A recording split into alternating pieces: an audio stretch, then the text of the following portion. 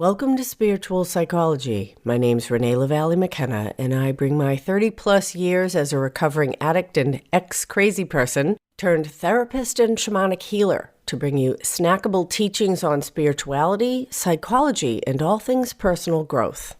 And today I want to talk about spirit, soul, and ego. A couple of weeks ago, I was getting ready for a trip and looking for a book for the airplane. And on my nightstand next to my bed, there's a short stack of books. And on the top is the working copy of my own book that I'm currently using to create digital courses. Under my own book is Plato's Republic and the Bhagavad Gita, both classics I keep hoping to absorb by osmosis when I'm sleeping just because they're sitting next to me. I'm always hoping to read them, and it's just not happening. And under them is a book I have no idea where it came from. And I picked it up, and it looked fat enough to last me through a vacation. The book's called Soulcraft by Bill Plotkin. It was written in 2003. And it was the perfect choice for this trip. I absolutely love this book. And I'm very grateful for whatever house elf put it there and inspired me to pick it up. And Plotkin is a therapist like myself, and he talks about the 3 levels of human development. I love systems, especially systems that take the non-rational, non-intellectual, metaphysical experiences and create a structure around them that my conscious mind can make sense out of. I consider that a really important part of the integrative personal growth process, the merging of our intellect and our intuition, so they can work together, not just making us more whole, but giving us access to all the different systems and information and power that's available to us. And he talks about these 3 realms, worlds, or directions of self-development and how all of them are important, although we might need to spend more time on one area than another at any given time in our life. And Plotkin talks about 3 aspects, directions, realms of personal development: the ego or personality self, the spiritual self or our relationship with the larger consciousness system or God, and the soul level development, which is our individual unit of consciousness, as Tom Campbell likes to call it, my favorite white male physicist, that our soul development is our unique contribution into the larger system. And it's interesting to view our own life path and process as a journey along each of these 3 lines of development. And depending upon how we use our free will, we may evolve or devolve in any or all of those areas. But the first level of development is this ego or personality self. It's awesome because I have a lot of teenagers in my life right now, and I fucking love teenagers. Oh my God. In fact, I'm really hoping to rework my Allies and Demons book and guided audio program to address the spiritual and personality needs of teenagers. I know the personal, spiritual, and soul development work of spiritual psychology would have made a tremendous difference for me as a teen. One of the important developments that happens during adolescence is the development of our own healthy ego. And there's many, many stages of that through life, or at least there can be if we stay engaged. A lot of people stop their ego development around the age of 15 or 16, which in later adulthood doesn't work very well. One of the major roles of psychotherapy is to help us come into this healthy, strong character development of our own ego or personality self. I personally don't think that ego development is ever complete, or at least it doesn't have to be if we're on a perpetual personal growth path. But at some point in their teens or 20s, it's appropriate for the child to separate from the parents. And this physical separation of learning to care for ourselves physically, to make our own food, hopefully wash our clothes and care for our living space, show up for whatever responsibilities that have been taken on. But the psycho-social, emotional development of young adulthood, what Bill Plotkin calls the first adulthood, is to start to ask the question, what do I want? What do I like? What do I need? Up to that point, children are rewarded for being compliant, for doing what's expected of them, for pleasing others. If you give the teacher what they want, you get an A. If you do what mommy and daddy want, they will love you and keep you safe, support you. Now, many families, religions, and cultures discourage the asking of that question. What do I need? Especially if the wants, needs, or preferences of the individual are different from that of the group, or the tribe, or the family. I know that was true for myself. Being raised by Tea Party gun-toting Republicans, it took me a long time to kind of grok my own liberal nature, my own social, political, spiritual, economic belief systems.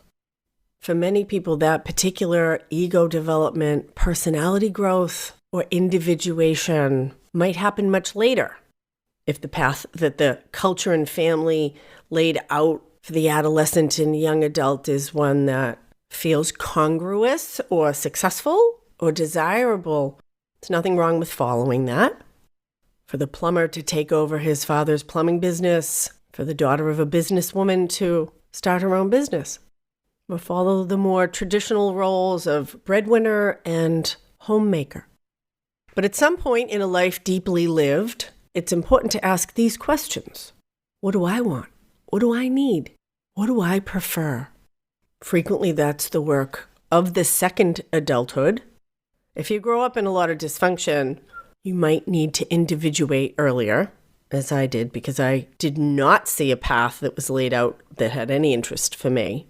So I had to forge my own fairly early. That's a frequent experience of people who are different than their parents, might have a different social, sexual, or political orientation that makes it impossible to not individuate earlier. And often we need a lot of help to do that because it requires tremendous courage to find and face our authentic self. And often a lot of repair work, reconstruction or deconstruction needs to be done to really make room to have a healthy internal relationship with our own ego, personality self. And for me, this is where these three different areas of human development really interact with each other. That our spiritual development, our understanding that we are part of a larger whole, and of course all great religious and spiritual traditions speak to this understanding. They also often have a lot to say about our personality self. Any fundamentalist tradition certainly has a pretty clear list of do's and don'ts of how to be an acceptable person within that particular paradigm. And as people continue to grow and evolve, they often outgrow that more parental God or structure, move into spiritual adolescence and adulthood, and seek a more individual or mystic relationship with the universe. And practices like meditation, contemplation, mystical prayer, where we enter into a conversation with the life force or the God of our understanding. Perhaps following a path of spiritual experience, the idea of awakening out of the ego self into the larger truth or reality, as is often discussed these days in non-duality. I did a podcast in non-duality, podcast number 51, WTF is non-duality. And teachers like Eckhart Tolle, Adyashanti, Krishnamurti all speak to the oneness of which we are a part. And certainly most organized religions point to that. Buddhism, with the God of the Judeo-Christian and Islamic traditions, the children of Abraham, and even the massive Hindu pantheon of many gods and goddesses is contained in the concept of Brahman, the ultimate unchanging reality that is the cause, the foundation, and the source of all existence. And spiritual development is a tremendous source of inspiration, perspective, resources, and often provides tremendous connection to a community, whether it's a Buddhist sangha, a yoga class, a 12-step meeting, or a church or temple. And personal spiritual work can both nourish and support the personality self, but it can also do work to kind of loosen up our attachment to our own ego and bring us face to face with questions of life and death. And spiritual development circles often don't have much to say about the third aspect of personal development, which is the development of our own soul. And soul development, which is certainly the territory of my work in spiritual psychology, is about understanding, clarifying, and fulfilling our unique path and purpose in this lifetime. That we each incarnate as an individuated unit of consciousness, a unique and particular configuration like no other. I don't believe in predestiny or predetermination because life is a co-creative process. In fact, I believe that our soul level development is how we give back into the larger consciousness system, that our own growth and evolution adds to the growth and evolution of the entire cosmos. And the soul's journey and our awareness or relationship with it may have nothing to do with our ego or personality self and may call us into conflict or communion with our spiritual path. That our ego self is the identity and persona we walk around in ordinary reality, the middle world of regular life. That the spiritual path often calls us to rise above that individual identity to connect with the greater whole. That's the path of ascent, the rising up to transcend our small s self, the upper journey. And soul development calls us to go deeper into ourself, into our dreams, our creativity, often to face our own shadow, which we may need to bring into the light or incorporate into our ego. But the soul's journey is a path of descent. The spiritual path goes to the light, and the soul journey is to travel into the darkness, the mysteries, the hero's journey of our own authentic self. The ascending spiritual path is often considered the masculine. God is most often referred to as he. And the soul's journey calls us into relationship with our own internal feminine, the feminine forces of the greater system, most easily accessible through nature and the earth, to come out of the sunlight of the spirit, to move below our often very defended ego self into our deepest truths, to face and heal our unresolved emotional issues, our wounding, our ignorance, our rage, to grapple with our deepest desires, and to perhaps pursue those dreams that ego and spirit would consider unworthy, impossible, or even foolish or dangerous.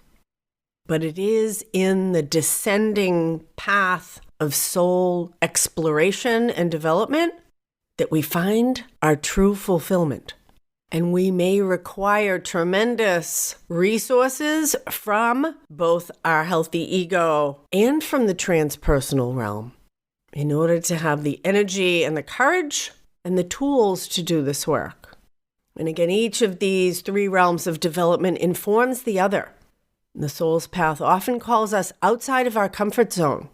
We may be called to leave or change the circumstances of our life to be more authentic. We may change careers, leave a dead relationship or start a new one, move into new social circles, perhaps move to different parts of the world through travel. The soul's journey doesn't care about our ego attachments. In fact, it will call us to smash them if they stand in its way. But we don't navigate the deep waters of our own unconscious, subconscious, our emotional self and primitive or central drives by ourselves. What David White, my favorite poet, calls the conversational nature of reality. That our life on a soul level is a conversation with the infinite, expressing itself through our life circumstance. And we often just think about what we want from life, but to open up to the possibility of a two-way conversation. And what does life want from us? And how does life communicate what it wants or even needs from us on a soul level? And can we hear it? Again, through dreams, through our creativity, poetry, music, dance, art. Deep mathematics or physical science, when approached with the eye of a mystic, show us profound order, exquisite purpose and brilliance, and unfathomable complexity. David White says, sometimes it takes darkness and the sweet confinement of your own aloneness to learn anything or anyone that does not bring you alive is too small for you. The soul's journey generally calls us to be bigger than we think we are, or might even dare to be, from our personality self or egoless enlightenment. And the hero or heroine's journey of soul development calls us, like the hobbit, into the dragon's lair to face our own inner demons in order to gather the treasure that they selfishly or fearfully guard. But we don't have to go alone, nor should we, completely.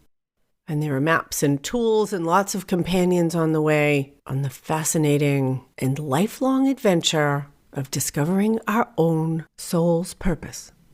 And each of these levels of personal development is necessary and important, and each of them happens at a different time, often cycling through spiritual development, soul development, ego development, in our own unique order. You can trust the process, but life is a verb, so keep it moving. And if you have suffering in your life, you might want to ask, where am I being called to grow in any or all of these areas? Thank you so much for listening, and thanks for sharing this podcast with others and helping it grow. It's very exciting. We're reaching more listeners than ever before, and I really appreciate your help in expanding the reach of spiritual psychology. I'm doing a series of Instagram lives with C. Michael Smith, a Jungian therapist and very powerful shamanic healer, on the next few Tuesdays at 9 a.m. Pacific, noon Eastern Time. You can find us on Instagram at Open Door Growth. This week we'll be talking about the similarities and differences between Jungian archetypes and shamanic guides and teachers. And if you can't hear us live, those conversations are recorded on our IGTV channel, which you can access through the Open Door Growth page. You just press the little TV icon. If you want to learn more about how spiritual psychology might benefit you in your life, shoot me an email, info@reneemckenna.com. And blessings on your path until we meet again. This is Renee LaValle McKenna for Spiritual Psychology.